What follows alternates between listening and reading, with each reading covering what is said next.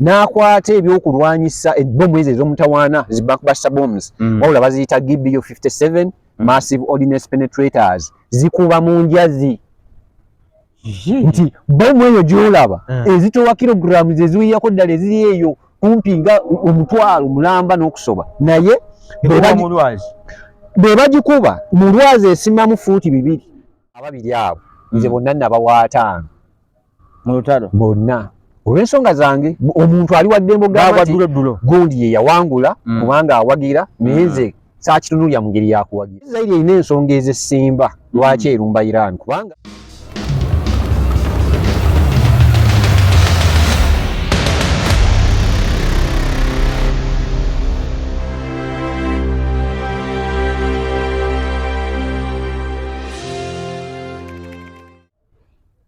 nti obutereevu nkwaniriza ku Pros Media gwenda omulabi waffe omulungi negyo sinzidde yonna yonna osibye oti ogamba otya obulamu buli butya oli bulungi ffe Uganda eri mutugobaganya na byabufuzi aye banyala kugira byabufuzi balina okutunulako obuyi buno kubanga ate gwendeese bwe mumanyi obulungi olunaku olwaleero ye wenyini ye politics ye mwenyini ebyobufuzi era nga olunaku olwaleero muleese tugayeemuuko ku lutalo lwa Iran ne Israeli olutalo lwa Gaza tugenda dukonako katono nnyo n'olutalo oluli mu Ukraine naye tugenda dukonako katono nnyo naye ng'olutalo olukulu lwe tugenda okutunulira olutalo olubadde wakati wa Ukraine ne Israeli nga kigambibwa Iran ne Israeli nga kigambibwa mbu they have seized the fire tibakyakuba mundu ekikopa ekyavuga tuba tunyumirwa wali Ebase genda kiteefu ddala mukosokola musego badde ku Pros Media abatulaba ku Pros Media ekyamazima kiri nti mbaaniriza ate era nimbagaliza okuwuliriza okulungi nze Rodin Mugema the Afro Pessimist fantastic yani Mugema baga utandikirawo nyine tube tunyumirwa atuwira bulizi tichani cha Irani chani cha Israeli chani ate America ate ya Ismail bakubye gundi zayo atugamba kyusalongo bakube ati kati ekibi kye basoko tukola simanyi kigambo religion kintu kirala muko simanyi oba mu nkola ye y'emirimu oba wali okyogeddeko anywhere oba wali okirabyeko naye nze neyegendereza olutalo luno nga eddiini zeeyawuddemu kituufu abasinga bayisiraamu bali ku sayidi eri aba Christians bali ku sayidi eno naye ate nyumirwa nnyo nga mulimu na omuyisiraamu nga yawagira Isiraeli agamba kubatomesa aliwo ate waliwo naffe nga ffe akuba gwe bakubye yamanyi nga ffe situefiirayo kiri kitya olutalo lutambudde lutya kakati ekyamazima kiri nti nange mbadde ndugoberera abantu mbadde ngamba wa updates kumpi buli lunaku okutuukira ddala bwe batadde ceasefire mu nkola era abaana ku TikTok eyo ndowooza guleka gwe mulundi ogusoose okundabako babadde bawulya bulizi ddoboozi naye nga nze abaweereza ebintu ebyo naye waliwo abantu babadde balaba ebintu byo bakomenti nakati balaba erimanya ki TikTok Rodin the spy Rodin genda ku TikTok genda laba abadde akuweereza everyday ngakuwa update buli lunaku era nga kiri eyo kiri fantastic kyobamanya kituufu kakati of course waliwo abantu kyebatagamba abantu ababadde banalizing ensonga ezo nti omusango gonna babadde baguteeka ku Israeli era bw'otunuulira by the way abantu abadde bawadde updates babadde buli kaseera bakugamba Iran Tel Aviv bagimalawo ebitundu nga biki simanyi Hebron Israeli yonna ti ebintu biri ebizimbe biri ku ttaka naye Israeli erina ensonga ez'essimba lwaki erumba Iran kubanga bazenga yawukanamu ebifuba nibibabuguma zijjukira mu mwaka ogwedde ogwa 2024 Israeli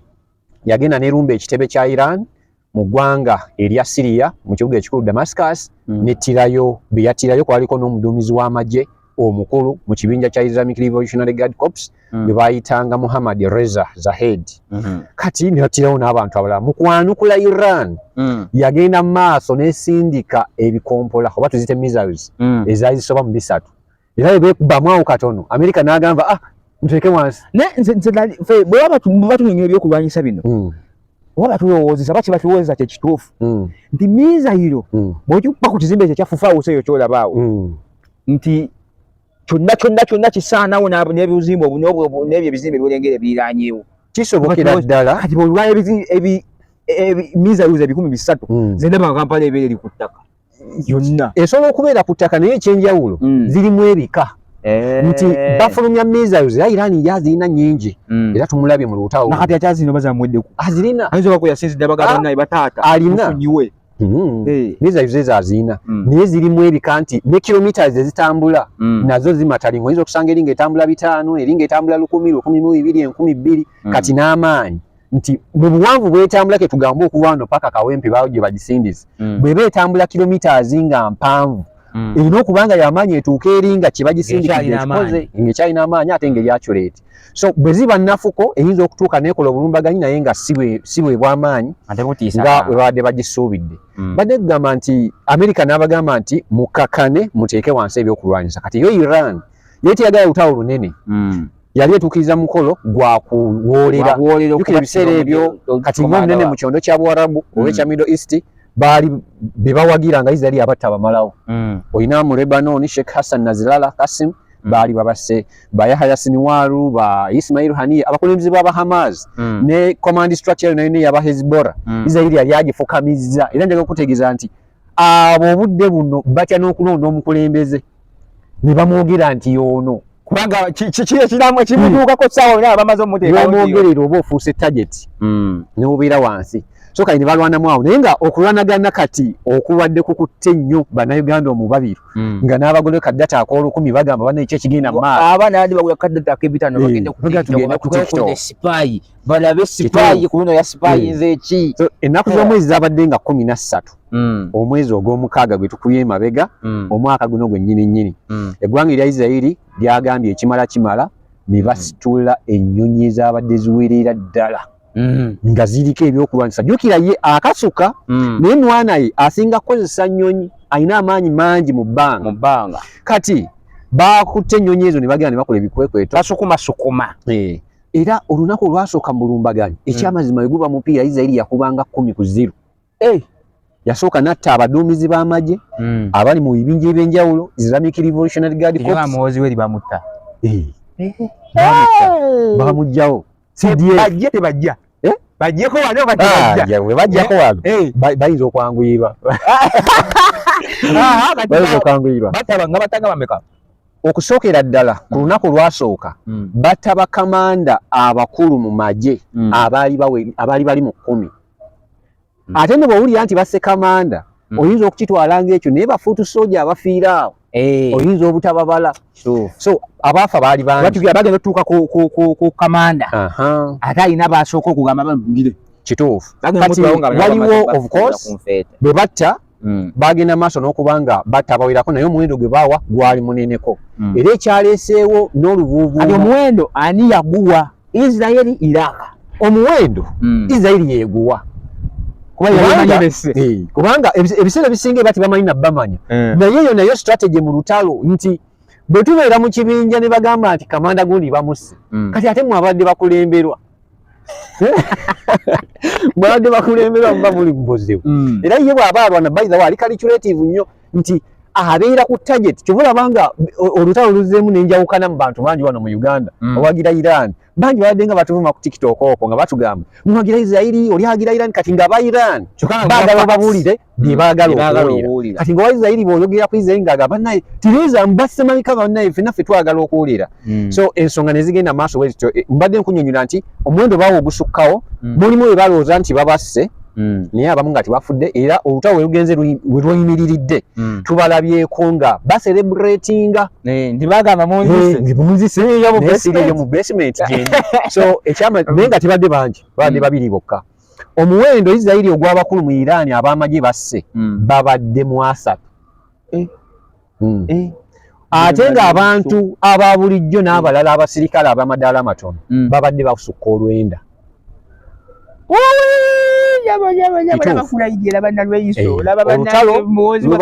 lutambulidde ddala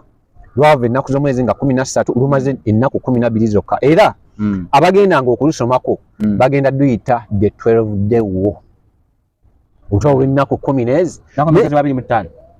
naye wali mbadde nkujjukizaako nti abantu balina kye batagamba abantu oba bano abannyonnyola ebintu bino balina kye beerabira ne beekubira nnyo ku sayidi ya Iran. Ekintu kino kiri bwe kiti nti Israel eyo omulaba mulabe ng'omwana akulidde ku street nga buli nnaku agirabye nga talina kyatalabye mu kutandika nga babatonderawo ensi ya 1948 jjukira ekiteeso kyaleetebwa mu 1947 mu UN batondewo of course amawanga abiri, the Jewish state of Israel eriwo kati ne state of Palestine eriwo mu bigambo naye nga mu United Nations tegimanyi nti waliwo ensi gye bayita Palestine eriwo mu bigambo president Amina gwe bayita Mahmoud Abbas. Mahmoud Abbas in fact yalina n'okutwala ekitundu ekyo kyonna kuba Gaza ne West Bank byebikola ensi ya Palestine. Naye mu West Bank olinayo abafata nabo balina abalwanyi abafata pate be bali musajja mukulu Mahmoud Abbas myaka ndowooza agenda mu 88 akaddiye beeyawula mu kkooni ofunamu ebinja nga Piero Obichi kati mu mwaka ogwa 2005 awo 2006 Hamas bawangula ebifo bingi ebya gavumenti ez'ebitundu mu kitundu eky'e Gaza ne bayeera abafata pate mu kitundu ekyo wabula be bajja baali bakambwemu nga bagamba mu abasajja mubaleka ne bajja ne bakola ebikwekweto ne bakola biki kati ffe tugenda bakuba naffe abantu ne babawo obululu bungi nga wala bambuleera ne babawo obululu bungi ne batandika wali omuyaga ne gwerula neera baleetera buleetezi bantu b'omu Gaza bizibu kubanga ennaku ebbiri ze tukubya amabega ne programu eyo nagikoze ze yageze n'asitula ennyonyi ez'omutawaana kukakana nga si aba Palestinians abo 10 kale mbanja atutunulire wali olutalo lwa Israel ne Iran ani yafiiriddwa mu kintu kino Israel yafuuse superstar alwana luna ate nga bwawangulwa tawangulwa ekyamazima kiri nti nakola ne comparison eyo nenkola okwegamba nkiyite kyoba okugeraageranya ninteeka ku minzaani ababiri abo nze bonna nabawa 5 mu lutalo bonna olw'ensonga zange omuntu ali wadde embogamba gundi ye yawangula kubanga awagira naye nze saakitunulya mu ngeri yakuwagira bonna balina kye bajja ekisooka tunulya eggwanga erya Iran natunuulira obunafu ne ntunulira n'amaanyi gaayo amaanyi agasooka Iran yasobola okwerwanako nga bagirumbye kubanga Israeli mu bazaalumba abantu babadde akubwe by'amawanga gaalumba aba Hamas mu Gaza aba Lebanoni aba Hezbollah mu Lebanoni aba Houthi mu Yemen Basiria bani yo batali okulumba tebazaayo babadde batera okuzza ninga Israeli alina amaanyi mangi gajja n'akola ebikwekweto n'addeeka n'alinda omuwendo gwasse n'atuula ng'amanyino bagamba mufulumya amawulire amatuufu bantu betwasse bangi bamuleta abantu nga tutta abalala mulimbalimba abantu twakoze ebikwekweto nga tutiramu tutya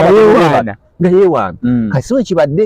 era ebizimbe obirabye ekyamazima nga biri ku ttaka kati Iran amaanyi gakozesezza emizinga egy'ekika ekya ballistic n'egiri egikuba ewala nnyo egiri mu kika ekya hypersonic emizinga nga Kebal Shekar emizinga nga gyaki babadde bakozesa ebintu bingi kubanga ekyamazima kiri nti Iran bukyanga bano bajja mu gavumenti y'abayatola bano badde tebagendangako mu lutalo lunene bwe luti badde tebagendangako mu lutalo ku byokulwanyisa bye balina kati babadde beetegeka nga bayonta era mu kusooka nasooka ne ŋŋamba Iran lwaki esindika emizinga ng'egitoolatoolako luli n'esindika emizinga 35 luli n'esindika abaana ebadde tebasasula bali mu ddwaliro ebadde balya z'amaanyi yali badde ekasuka bingi so eyo credit ogiwa Iran ekirala banansi ba Iran wadde obukulembeze buno bwa Ayatollah bwa kyuma mukono gwa kyuma kubanga bawamba mu 1979 bwe bawamba obukulembeze bano ba Ayatollah wano wakiramukaga bonga bali bubi bawamba omukono gwa kyuma bakyaliira emirimu egimu tebagikola kwegamba obusiramu bwabwe bukyali ku sharia naye nga okwirwanako ekyamazima beerwanyeko kati ate ekirala America ennaku z'omwezi nga 22 ajja ayambako Israeli asitula ennyonyi ze eza Battle Spirit bombers n'akwata ebyokulwanyisa ebbomu ezo ez'omutawaana zi backbuster bombs wabula baziyita GBU 57 massive ordnance penetrators zikuba mu njazi nti bomu eyo gy'olaba ezitowa kilograms eziwiyako ddala eziri eyo kumpi nga omutwalo mulamba n'okusoba naye be bagikuba mu lwazi esimamu fuuti 2 Tabe fesima mulwazi futi bibiri mulwazi olongo jukubye ku yuwala ewali nakawo ejimalawo kigeze ejimalawo nekirira n'omusingi negujjayo neeyisa nawo kubanga kati bo kye bakola ennyonyi ebwe gy'okusuula babaculate nti basobola okujja nga ebintu bye baagala okujja wansi bye basuubira okuba nga 2 fuuti 5 kati bakuba bakama okuba abakabanya ebiriyo wansi bajja oluusi bobikebera naye bajja tebamanyi bulungi kati bomu emu esima fuuti 2 kati we bakasuka endala etandikira eyo weekomye neesima nekkirira naye nga bwe zimala okutuuka then ne zimala ne zibwatula era Amerika yakuba enfo za Iran ng'omuli Fordo omuli Esfahan omuli Natanz ate oluvannyuma ne batugamba nti tewali obulabe bw'amaanyi bwakolebwawo n'ekyamazima propaganda mungi nnyo ku mikutu era nga bannabyabufuzi Iran ibadde ekozesa propaganda mungi nnyo nolako Iran nga naye enyiiga ate naye nediza Amerika anti nkyakulaga obukumu Iran olutalo olugituusiza okubanga naye nti Amerika mu kyondo kya Buwarabu oba amawanga aga Middle East kumpi aho no etudde alina bases ze gwanga Kuwait, Saudi Arabia, United Arab Emirates, Qatar, Iraq aho nawo naina base era Amerika bw'aba yeetaaga okukola obulumbaganyi mu kitundu ekyo ekya Middle East ayite yeetaaga kusitula kuva bintu mu Amerika kabijjeno mu US wano wennyini wasinzira kati kuna ebyakuba yabijjawa ebyakuba wano nga 22 kati ebyo ezo zaava mu Amerika direct zaava straight mu Amerika era ennyonyi ezo weziva eza Beetle Spirit bombers buli nnyonyi nno okugikola okugimalawo emalawo $billions oba 2 $billions n'okusoba so bakitebakubisako emwenda yanemagituwa ennyonyi zonna operation eyo mu kuggwanga tukola assessment ya involvingamu oba yatwala wamu ennyonyi 125 ennyonyi 125 nga mulimu ezirina amafuta mulimu ezibuligiriza waliwo zibbitu ezaali zibuzaabuza ng'olinawo endala eziri ku surveillance ng'olinawo ez'amafuta n'ennyonyi endala 12 mwezi ezakola ekikwekweto ze billioni za billioni 2.5 kumpi eza dola kyokka nga bosi be balumbye balwanirako era ekikwekweto yakituuma Operation Midnight Hammer ennyondo ey'omu masekkati g'ekiro bwatyo bwe yagiyita Operation Midnight Hammer then ne bagenda maaso n'okuba nga bakola ebyo naye era ekikulaga nti Iran olutawo luno nayo yaluyinamu stake nga kwegamba tebaagikuba kiri awo ng'abantu bwe bagamba eggwanga erya Iran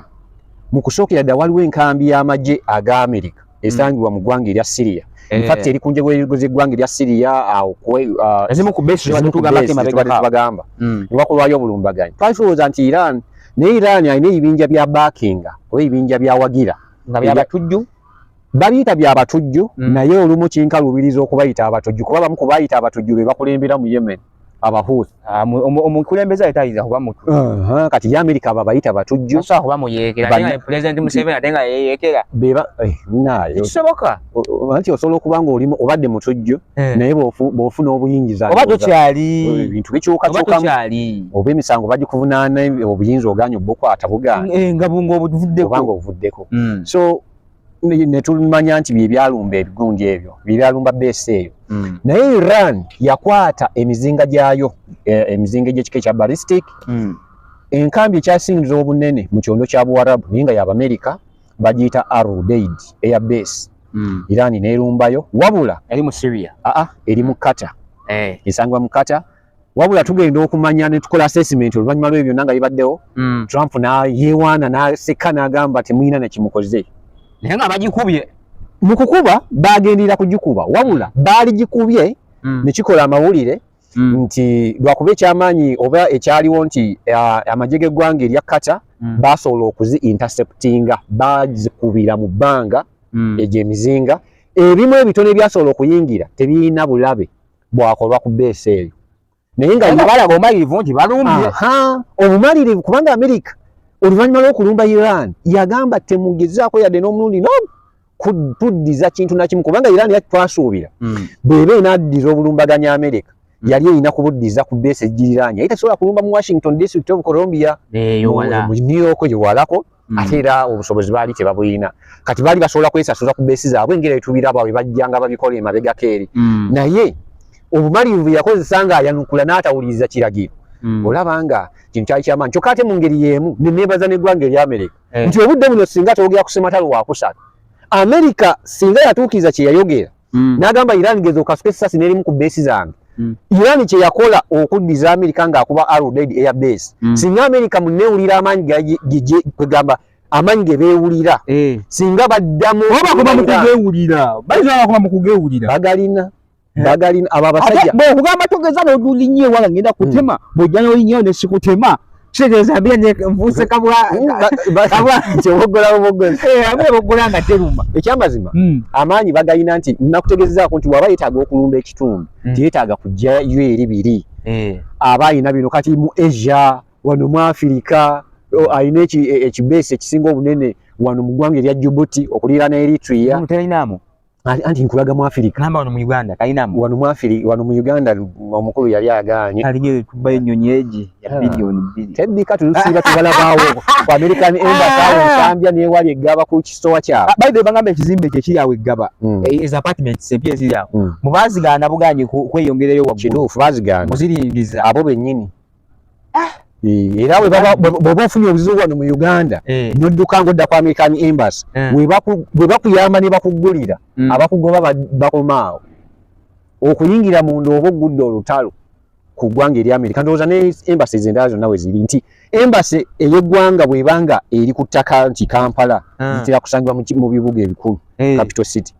bwe bakubudamya awo tebasobola kujjayo kubanga bw'okozesa force oba okozesezza amaanyi mangi era obalangirira byensambya byeyagala bweyagazi nnyo oluzi omusango defense abakugobagoba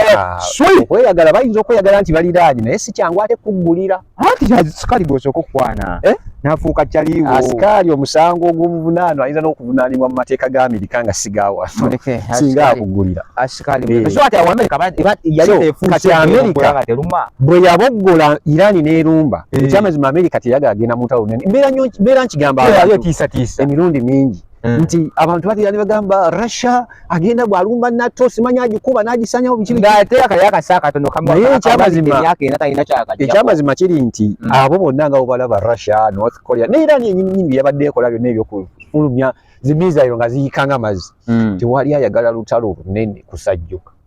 kuba teri abagenda kulufunamu nti gwe Putin weewulira amaanyi olina nuclear mungi olina nuclear warheads ziri mu kakaaga naye tosobola kulufunamu kiringanga onootandika okwekalakaasa wano e Kampala n'ogamba nti Kyagulanyi yakulembeddemu abaana ne bagamba nti Kyagulanyi bakulembedde struggle bwe bitandikira ne bakuba essasi mu mutwe kati naye n'obifiirwa so si byantu tewali afuna naye nga embeera eggwanga erya Iran gye baakozesa okulaba nga baddiza Amerika ekikonde oba kyamuluma oba tekyamuluma obuvumu obwo bw'amaanyi n'ebintu ebirala Iran byagenda mu maaso n'okubanga akola kati mu weaknesses ekyamulemesa okubeera n'obuwanguzi obwawamu intelligence ya Iran gye bayita simanyi Ministry of Intelligence oyina bano ab'ekibinja ekya Islamic Revolutionary Guard Corps IRGC intelligence oyina ekibinja ekiketira wabweru wa Iran ekya Quds Force beetaaga bongere ku ssente mu bibinja ebyo balina amafuta juzi baatiisatiisizza okuggala akagolomolo ke bayita Strait of Hormuz ku katale k'ensi yonna Iran akagolomola ako kakontributinga ebitundu 2 ku buli 100 kati Amerika byebimu ku byamulemesa n'obutatangula lutalo nti abamu bayinza okukiraba nti Amerika munafu nti abogola oboggozi economically nafe abantu balibadde tukiwulira tigolyeyo okugula kakomando osobola ofuna 10 ne bakuteekamu ebijanjaalo naye omwana bw'agamba nti okuwa ebijanjaalo obeera olina kugula ka 2-5 oba okyakaguza oba ogenda kalya ku 10 toyogera ku kikomando kukirinyiza kireke muganda wange so Amerika yalabanga musajja we bamutwala ate ebyenfuna biki economically nga bigenda dogonkana ate tayagala amusinga nakyero nagamba mwana taata oyinza okuba okubya omwana embooko nga 10 mwana neyeevaamu nakubako akayi nti akayobuyi bwe amaga bwati naaba nga teri amulaba n'asamba n'agenda ebintu bino bizibu so kati n'Amerika ekyo ekintu kye yakola so eggwanga erya Iran badde nkugamba nti intelligence yaayo abasajja okujja ku lunaku olusooka ate nasi gwe gusoose tubirabye nga babikola ne bakuttamu bakamanda ne bakuttamu ba nuclear scientists abo bakagezi munnyo abakola ebirungo bya nuclear nuclear scientist si ye muntu gwokera ku makya n'olunda n'ogamba mbu ono yazzeewo kizibu bamusomesa abeera yakuguka mu ekyo Iran of course Israel yasaba soka mu 12 oyinza obutayagala kufuna kintu kidamu oyinza obutayagala kufuna kintu oyinza 12 yoze okutabi kituufu kati ekyo kya intelligence n'ekyobukisi ekyamazima Iran eri wansi kyovula abanga basobola okugamba nti twasse bano ate namwe ne muconfirming nga mulonda abapya nti tebayi kisinga confirmation ekyo bakukiziganya okwo bagambe tumusse nosooka n'owakanya noma n'ogamba kati ono yali in charge of this ekitegeeza nti kiki ekituuse kwoli ng'ate bamaze ate ng'obedde mu kisaawe ezibagambe musse omuduumizi ow'oku ntikko mu ggwanga erya Iran Ayatollah Said Ali Khamenei yawa abakulembeze oba abakulu b'amagye ebitiibwa nga bakongeza ekitiibwa nti gwe Meja General ne mama ne bakulonda ne ku kifu ninga n'emirambo gy'abanna abafudde b'osikira giri mu ddiiro kati ekintu ekyo kugambye Isirairi amaanyi gy'erina oba ebikulu bibyekola mu lutalo etuuka akaseera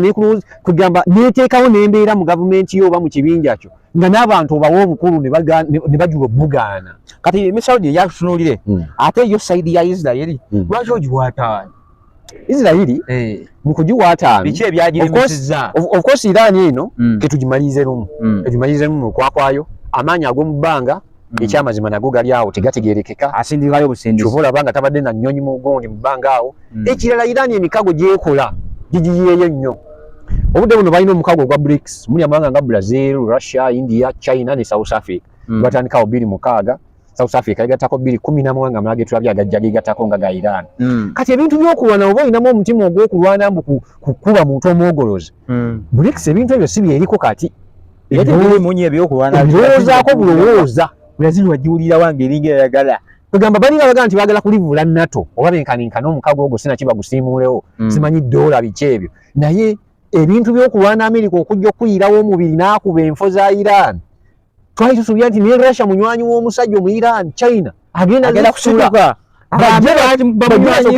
Tel Aviv eyo tulyagala ku ttaka yonna bwe bagyokya ebibuga ebirala nga Jerusalem Israel yalifukamidde naye oba obuyambi buli wala nnyo oba naye batyayo buti bamanyi kyekitegeeza bayinza okuba ng'ogyeko n'okutyayo nti kati olutalo olunene lulungi wenkugambye nti tewali ayagala kulugenda mu maaso so emikago egyo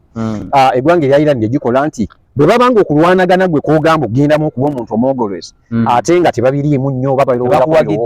oba okigira ekinaasembayo ku Iran yandisappointinga nti amawanga aga Buwarabu amawanga nga Jordan kubanga omanye emizinga egya Iran mu mawanga mwe giyita mawanga nga oyina eggwanga erya Iraq oyina eggwanga erya Kuwait oyina eggwanga erya Jordan gijja gyonna ne gijja Syria paka mu Israel kati Iran erina okwetunulamu era nze nginenyamu nti mu mikago gyonna gyeyekola nga tonnanayiza Russia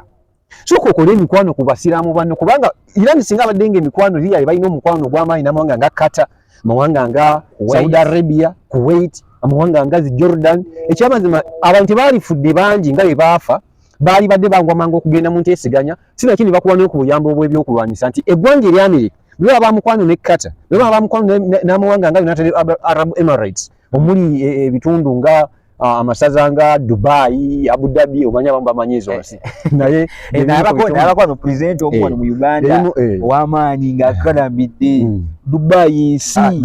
nsi terina mu Asia yagamba terina mu Asia nsi teri mu Asia ng'agamba eri mu Europe so omwana oyo w'obuwala so egundi Dubai saza ya United Arab Emirates naye bwe babanga liyali ba mikwano n'ebali nga bakolagana ekyamazima kiri nti Saudi Arabia bwe vayo neraga interest mu kuyamba Iran Amerika kiyinza ogikaluubiriza okulumba Saudi ekankana kubanga bino netuwoza simanyi Amerika erina amafuta amaanyi bwe yesinga amafuta ku katale k'ensi yonna atalina na kirombe yadde mwagasima ng'agajja mu banywanyi be kati mumuteeka mu katto so Iran alina okulowooza ku mbeera eyo nti bano baganda be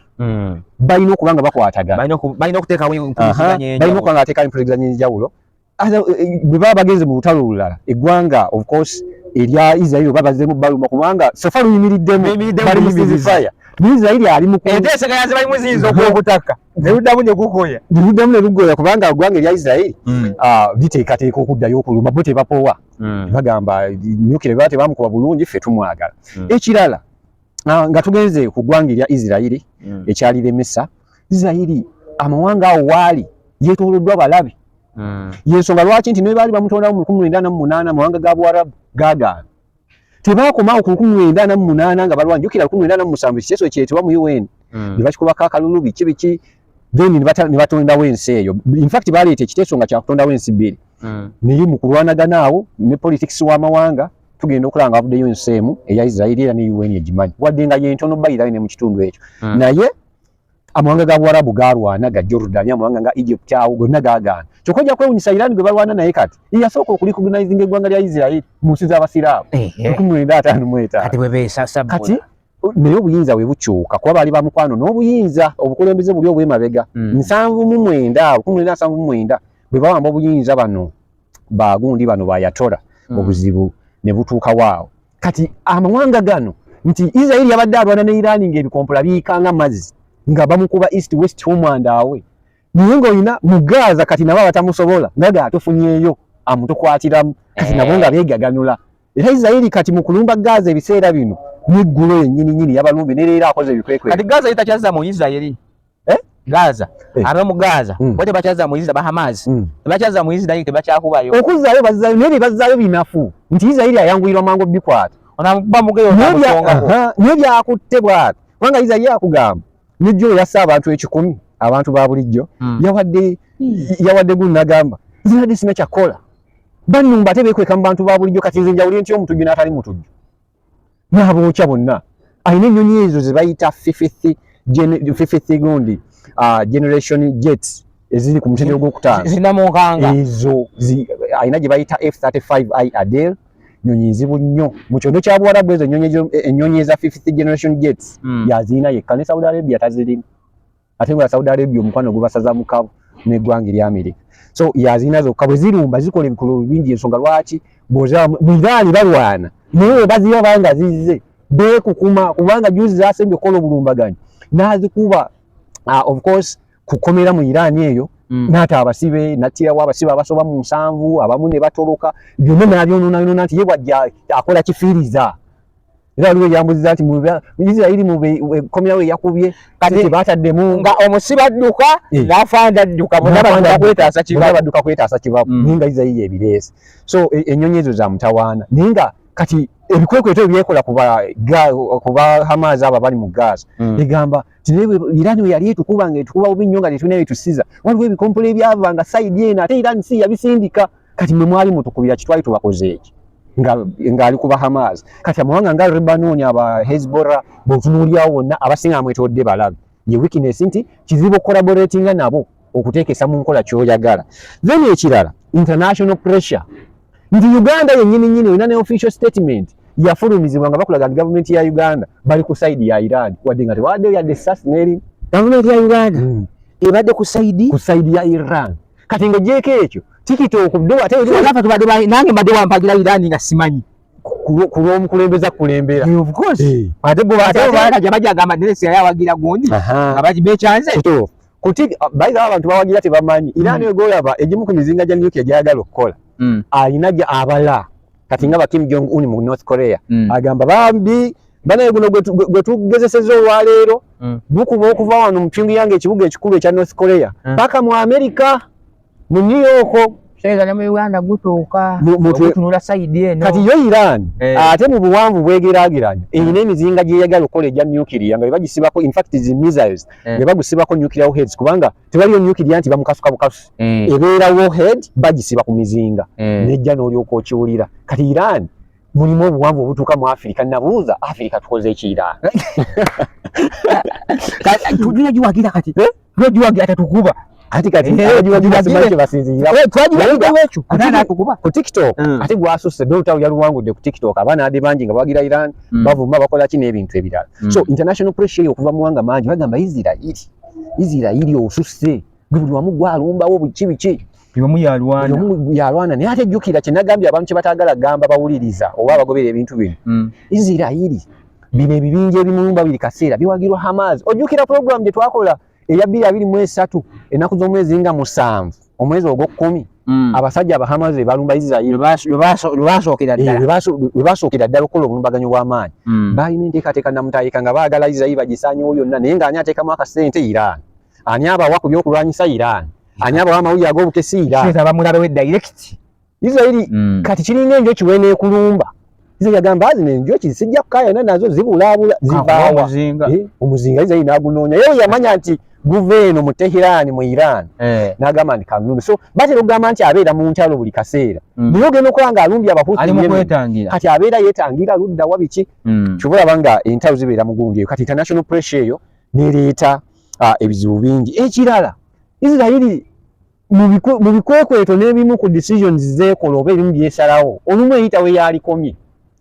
mu nnaku ezaasooka nga bbiri ng'eri mu kulwana baatugamba balina tageti y'omukulembeze wa Iran w'okuntikko bamutte kubanga Iran erina omukulembeze w'okuntikko aba Ayatollah aliko kati ye Ayatollah Sayyid Ali Khamenei myaka 86 awo bwe wato ne 8 by the way yasikira Ayatollah Ruhollah Khomeini bwe bawamba 1979 gundi awambe kugamba oba yayigirako bali kubanga yajja ate kinana mu muka kati wali tuli mu kugira experience wali tugiye tuwambe nabo tugende batch simanyi naye nga balina president ojukira president gwe twalagirako emabega keerera mu mwaka guli ogwa 2024 president Ibrahim Raisi bo badde tebamwagala Raisi badde bagaloni badde bagaloli kati aliko kati bamuyita Masoud Pezeshkian naye Israel ekugamba yayina target ey'omukulembeze w'eggwanga ow'okuntikko Ayatollah Ali Khamenei Sayyid kati muli kuba bagamba Trump nakati akyogera kyere lwatu nti gwe oli mu kutwogerera nga onoga asimanyi death to America simanyi Trump tugenda mutta simanyi biki nze yakuwonya abasajja bali bagenda kumalawo ate nga byayogera si bya pa Israel ebyo ebikolanga yatta omukulembeze wa Hezbollah Sheikh Hassan Qasim Nasrallah yamuta ne mujjawo kati bino ebyokutajetinga abakulembeze Israel ebikola nnyo so kati muli weebuuza n'ogamba kiki kyali tuuseewo ng'amusse naye yalemwa bulemwa teyakisazaamu busaza yalemwa baga Israel yo mu bigambo byayegamba Trump ye yabagira n'abalemesa ate abalemesanga naye abakubayo anti yakubirayo kyana yagala kufuna mukulu teyakuba wa mukulu yakuba wali nyukira yagamba ifo bibiri yakuba ko ifonga Fodo Isfahan Natanz America ze yakuba ate byo byanyisizo oli birikiti noyo yanyisize ebintu biyi yali agala kuba atowa order gagamba bano tulino kati kuba atowa order basana okubeyokyeza bokka kati Israel egamba singa tuwatulemesa kubanga okimanyi bulungi nti America ne Israel America ye mukama wa Israel kyamugambye nibyo binabe ebyokutekisa ceasefire mu nkola byokumala emundu eggwanga lya Israel ekyamazima kiri nti America kyasazeewo kiba kizibu kigaana ensonga endala Israel bw'obanga ekyamazima olirayinga ku buyambi bwa America bw'olifuna president mu America atajja kukuyamba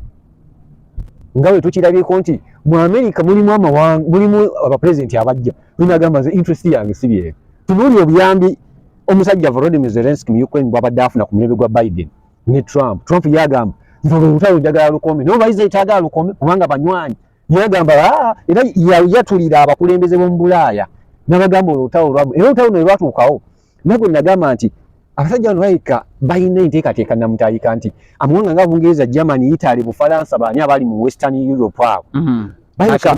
bakimanyi beeri bali mu kufuula Putin bize buli kaseera wagira Ukraine bakolaki yagenda nakola ekikwekwe etaawe emabega kawo kye bayita Operation Spiderweb nayo tenyonyi z'omusajja omulashi eziri mwana mutaano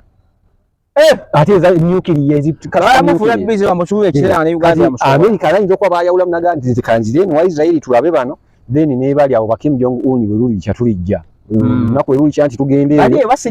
basirise bakola nuclear ne America agamba bamukole neje binagwera tulina okumusaanyaawo so Israel bw'olifuna omusajja nga mu America nga tasobola bawagira olagidde abantu bobo bakusuubiza nti ngenze America n'asirika busirisi ne bakuba ne bakogoloza gye wagenza okuwangula ne bakuza misinde abantu b'eggwanga lyo libagamba bannyonnyola kifali tunnyonnyola ki kuba eggwanga lye bokka ensonga esembayo si buli muntu bayira kino kiri ku side bbiri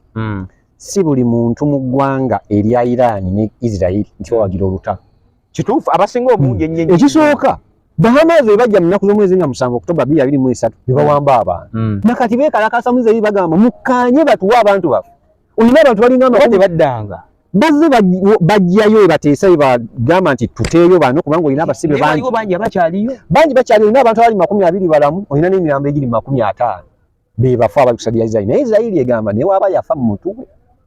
tumwagala era waliwo Hamas yafuulingako Israeli nebawa omulambo gw'omukyala nga si mu Israeli Israeli neegukebera ku DNA ne bamanya nti sigwego okwali badde ng'okubaanukula yasitula nnyonyi n'agenda n'abookya olwamala n'abagamba nti temuddamu kunfuulinga temumanyi mututegeera mutuwe omulambo ne baguleeta omutuufu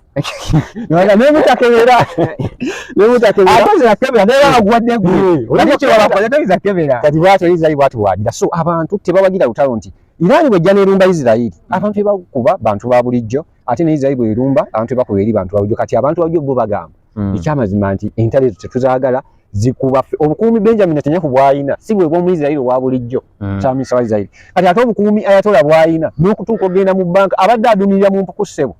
ng'ali wansi eyo gy'agambye America ntujja bata Israeli no tujja bamalawo Israeli ng'agamba vaayo coach tugambire wano kubanga ziyatuusa akaseera niwamba obwengula bwa Iran nga yasitula ekyakyeneeridde okugamba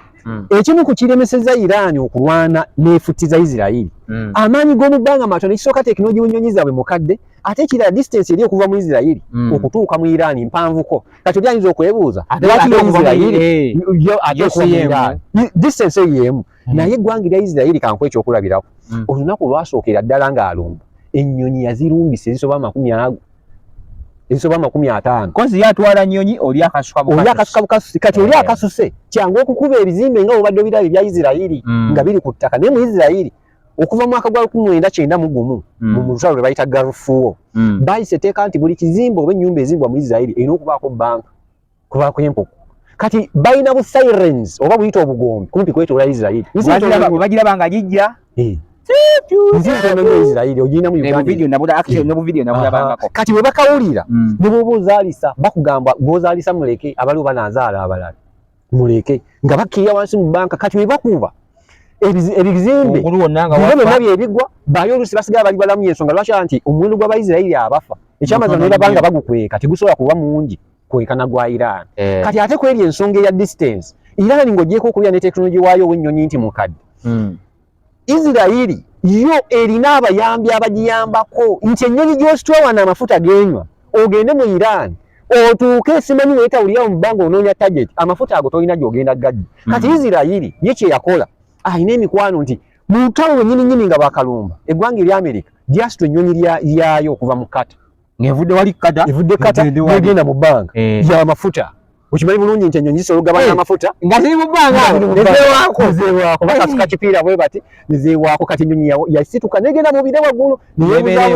nesala negenda mu ggwanga America eri mu kusapootinga olutalo negenda mu ggwanga erya Iraq era mu Iraq ennyonyi abaana kuba Iraq ziriraniganya eggwanga erya Iran kati abaana bagendanga bugenzi wali ne bookya ne basalako obusazi ne banywa amafuta abamu bagajjanga Syria ni kati Israeli manyanga Iran kye nagambye kola emikwano ku basiramu banno nti ogenda galeeta amafu ogenda zireeta ennyonyi yesi nawe osobola okubaako n'ebyokuba naye gw'okozesezza ng'ojja mu kilomita eziri awo ezisoba mu 1000 ogenda gajja wagali agakola ebikwekweto okwetoola Israeli okuba etageti nazo yagala abantu bagambe tisaalunga abakumi n'abayuzayuzizza kati Iran obwo obuzibu ebulina bunene naye nga Israeli n'ennyonyi zennyinyi ze bakozesa kugambye Iran jonade nnoonyereza ng'erina n'ennyonyi Uganda z'erina Uganda sinsi Uganda nsi naye entalo Uganda zirina Iran yaswaite yazikozesa nekozesaawo Uganda entalo zirina okulwana oba tetuzirabyemu ennyonyi yagudde tebagikubye ebyaffe birala bunnya Israeli nga yalonge n'ezo zi F-35 IRDF biri zokka yinza okuba enzibu nnyo bayinza n'emu yokka asobola okugamba nti tekubye walala wonna nakaseera anyway toyanze gono olutalo olubadde lugenda mu maaso lwawumuddemu wano tetumanyi biki bigenda kuvaayo kuba tuyinza okudda tubaza mu biwedde okutuusabalina okumanya nga tumaliriza waliwo ababaka babiri mu paalamenti ya America baleeta ekiteeso nti eggwanga erya America diwe eggwanga erya Israeli ebbomu ziri ez'omutawaana zigibbeeyo 57 ezikuba wansi mu Mujazi kati babaweereko n'ezi Beetle Spirit bombers wabula bwe baba bakuzibaweerako bwe baba babbawa bbomu ezo balina obbawa ennyonyi ezisitula Jonade ngamba omwana n'aseka ne mugamba Israeli oyo omulaba neba mu bomu yokka bwati obusungu bwayina ajja gikozeseza gitwalira ku birubani kakati njala kati awo tuveewo katono jatumyeko mu lutalo lw'e Gaza saa tuyingire nnyo munda naye jatutuwireyo akantu katono nnyo kiki ekiruganya okuggwa olutalo luno kitwala wiiki namba okutwalayo ennyonyi emu ekube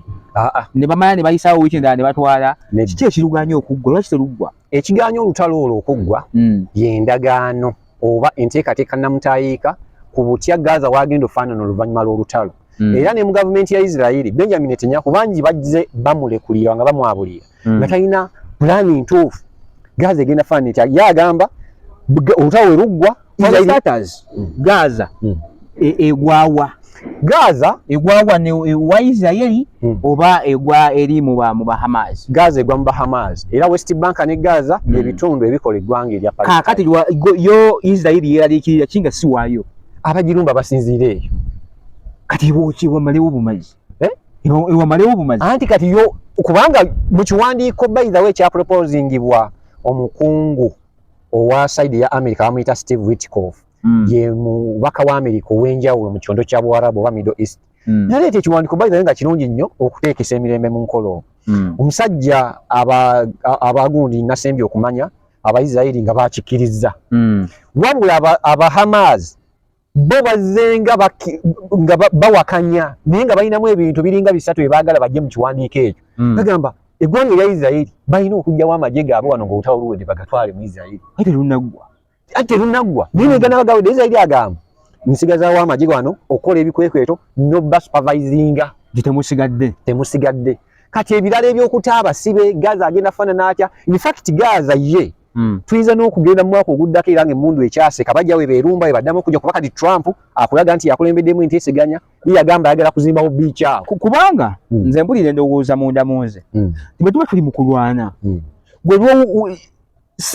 mpumula ate mpumule obusungu bugende anti kyeza bwe tebalwanyisa busungu tebalina ennaku ku mitima gye basinziza kugenda kulwana ennaku bagirina naye kati Gaza ennwana yaabwe nga wenagambye okulwana kwabwe si kwamaanyi nga wokulaba mu Iran si kwamaanyi nga wokirabye ku Iran ne Israeli nti bakasuka omuntu n'omugezaamu n'akikola obadde ozze kunkuba nzija kibona kikola bbanga ki kati ekyo kukikola ekyo by the way ekyamazima kiri nti n'eggwanga erya Iran ekintu kino kanki briefing bwenti okumala ebbanga lyonna okumala entalo ezibeerawo mu kyondo kya Buwarabu ne Iran okukirekeraawo okwerumaaluma ne Israeli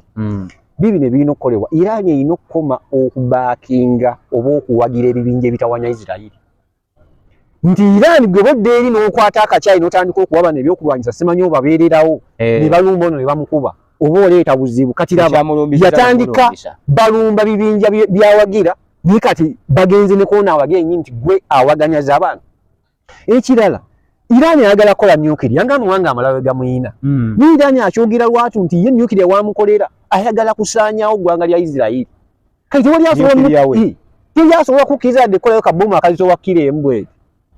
ate nga America budde buno super power kubanga aliwo ayambuza lwaki America yeeyingiza mu buli nsonga z'amawanga ye lwaki tayagala gundi Iran ebe ne nyukiriya super power kimuleetera okubanga yeeteeka mu buli nsonga ya ggwanga so America ekayo ekikusoose noma baliko aba super power mu myaka egyedde eyo ne tubeerako mu kibayita Pax Britannica Bungereza nga super power kati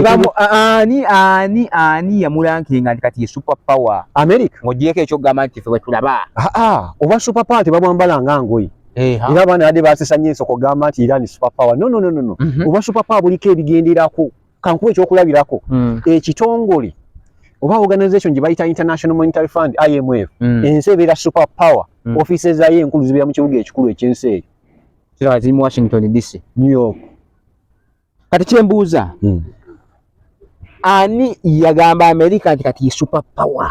wali mu kubuuza America tewali yagigamba naye dynamics z'ensi bwe tuva mu ssematalo owookubiri ekyamazima America yavaayo nga ensi esinga obugagga ebyokulwanyisa tunuya bomu ze yakozesa ng'ekuba Nagasaki ne Hiroshima ebibuga bya Japan ebyo bantu ne bafana kati bikyayogerwako kati amaanyi tolina kubanga ogeeyogerako bweyogezi olina kubanga tugalabako nogalabako liiri ekyamazima tugalabye nti eddoboozi lya America liwulirwa by the way nebalabe baayo abatajagala nga Russia kubanga Russia enamba 2 otunulira mwanga kati nga China namba 2 mu byobusuubizi mu nsi ekyasinze okubeera engagga. Amerika yesooka, China ye yokubiri, naye ate mu byokulwano jagiyita mu namba 3, kati ate Russia mu byokulwano jiyite mu namba 2. Ate mu bya ssente ate yo teyakifaako nnyo. Mu bya ssente eri namba lujega, ensonga lwaki ne bwogenda ku Forex Bureau oba bakyusiza ssente. Kizibu okusangako essente y'eggwanga nti kuliko euro, pound, US dollar. Kizibu osangako eya Russia gye bayita ruble. Nti nno yo bagikyusa bwe batyo. Era by then ya China nayo wadde ebaako naye eriko wansi nsi. Ate era eriko lwakuba tusoboolayo gye bayita bagiyita renminbi, then oba nogiyita yuan.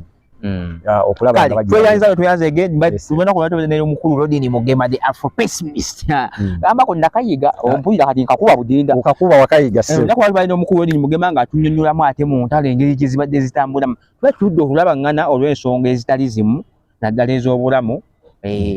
zibaddemu enkulu ndowooza, naye nga inshallah twakomyewo tujja kuba nga tutambula ndowooza buli mwezi tujja kuba tukolangayo akantu kituufu. Buli mwezi tujja kuba wayima wala nnyo wayima wala omaye bengi betufuna mu kubeera wano mu Mengo.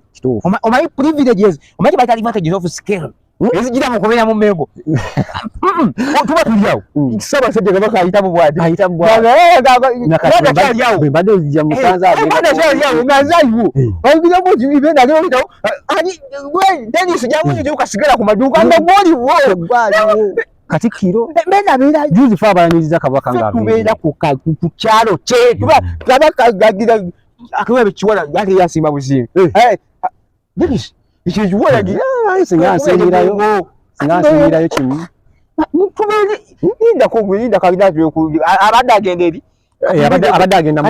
okujja ku yakomyewo bayiza we aga kujja ku evening wako wani eno tugende tujagulindemu wali tujaguze masingira waliwo emmere bayiza we bana mmwe adaye musule bulungi ugamba Katonda abatukuumire.